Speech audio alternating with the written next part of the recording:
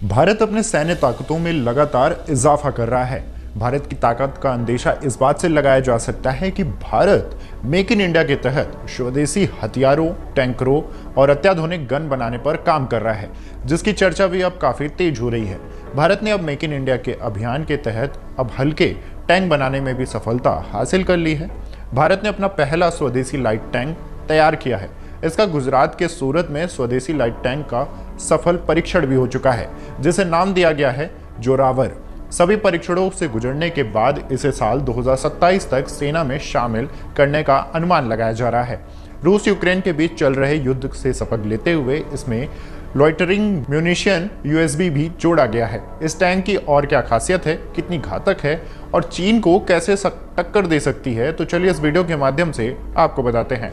Zorawar tank को भारत में रक्षा अनुसंधान एवं विकास संगठन ने लॉर्सन एंड ट्रूबो के साथ मिलकर बनाया है। एलएनटी के सूरत स्थित हजीरा प्लांट में इसकी टेस्टिंग की गई। डीआरडीओ के साथ मुखिया समीर भी काम इसके साथ थे। उन्होंने बताया कि सेना को शुरू में 59 जोरावर टैंक दिए जाएंगे और धीरे धीरे कर इनकी संख्या 295 तक हो जाएगी। उन्होंने बताया कि केवल 2.5 साल में 25 टन वजन वाला यह टैंक डिजाइन कर इसका पहला प्रोटोटाइप भी बना लिया गया है और अब इसकी टेस्टिंग भी शुरू कर दी गई है। यह 6 महीनों में डेवलपमेंट टेस्टिंग के दौर से गुजरेगा। इस हल्के टैंक को ऊंचाई वाले इलाकों लद्दाख और गलवान घाटी में भी तैनात किया जा सकता है। वास्तव में हल्का होने के बावजूद यह पूरी तरह से बंदरवक्त टैंक है।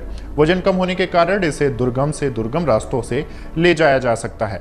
जरूरत पड़ने पर प्लेन से भी इसे एक से दूसरे स्थान पर कम से कम समय में पहुंचाया जा सकता है। हजारों फुट की ऊंचाई, उबड़ खाबड़ और बीहड़ पहाड़ी पर भी इसे आसानी से चढ़ाया भी जा सकता है। इसका यह कतई मतलब नहीं है कि इसका मारक क्षमता में किसी भी प्रकार की कोई कोताही की गई है। जोरावर की मारक क्षमता इतनी अधिक है कि बड़े से बड़े टैंक पर भी ये भारी पड़ सकता है। पूरी तरह से स्वदेशी जोरावर ड्रोन एकीकरण के साथ ही आर्टिफिशियल इंटेलिजेंस से भी लैस है। इसमें सक्रिय सुरक्षा प्रणाली के साथ हर तरह की अत्याधुनिक ज़रूरतें भी हैं और अत्याधुनिक तकनीक का भी इस्तेमाल किया गया है, जिससे दुश्मनों को मात दी जा सके। इसमें 105 मिमी की गन लगी है, जिससे एंटी टैंक मिसाइल दागी जा सकती है।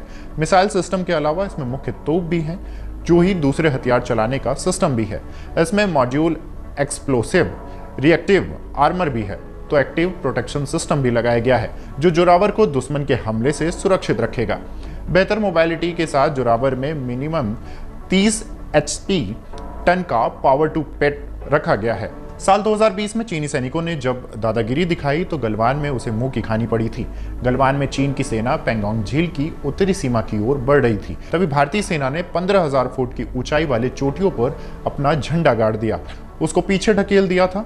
यही नहीं, इतनी ऊंचाई पर भी 200 से ज्यादा T-72 और T-92 टैंक तैनात किए गए थे। भारी होने के कारण इनको गलवान तक पहुंचाना थोड़ा मुश्किल लगा, इसलिए जोरावर जैसे टैंक की जरूरत महसूस हो रही थी।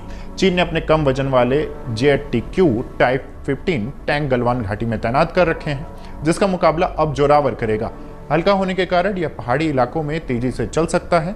इसके अलावा रास्ता न होने पर इंडियन एयरफोर्स के C-17 ग्लोब मास्टर से भी एक बार में 2 जोरावर टैंक ले जाकर तैनात किए जा सकते हैं। मीडिया में डीआरडीओ की टैंक लैब के निदेशक राजेश कुमार के हवाले से बताया गया है कि आमतौर पर टैंक 3 अलग अलग तरह के होते हैं। ये 3 श्रेणियां वजन के आधार पर तैयार की जाती हैं। इनमें भारी टैंक, मध्यम टैंक और हल्के टैंक शामिल किए जाते हैं। इन टैंक को अपनी अपनी भूमिका निभाई जाती है। एक टैंक सुरक्षा के लिए होता है तो दूसरा आक्रमण के लिए। हल्के टैंक वास्तव में सुरक्षा और हमले दोनों की मिश्रित भूमिका निभाते हैं। इसलिए आज दुनिया भर के कई देश हल्के टैंकों का निर्माण कर रहे हैं। इनमें अमेरिका समेत पश्चिमी देश शामिल हैं, तो रूस और चीन भी इसमें पीछे नहीं है। रूस और चीन ऐसे टैंकों का निर्माण कर रहे हैं जो अमेरिका, रूस और चीन के ऐसे हल्के टैंकों पर दुनिया के कई देशों की निर्भरता है। वहीं अगर चीन के हल्के टैंक से तुलना की जाए तो गलवान में तैनात किए गए चीन के JTQ-15 टैंक ऐसे ही हल्के टैंकों की श्रेणी में शामिल है, जिसका वजन 33 टन से 36 टन के बीच है। ये चीनी टैंक 14,000 फुट की ऊंचाई पहाड़ों घाटियों में आसानी से काम करते हैं। इसमें लगे 1000 हॉर्स पावर के नरिंको इंजन 30 हॉर्स पावर प्रति टन से अधिक का पावर टू रेशियो जनरेट करते हैं। कम ऑक्सीजन वाले ऊंचाई वाले इलाकों के लिए यह पावर पर्याप्त है। अब भारत का जोरावर इससे भी हल्का होगा और इतना ही नहीं, पावर जनरेट करेगा। इसका मतलब साफ है कि हल्का होने के साथ साथ टक्कर लेने में भी काफी दमदार साबित होगा। इस खबर पर आपकी क्या राय है, हमें कमेंट करके जरूर बताएं।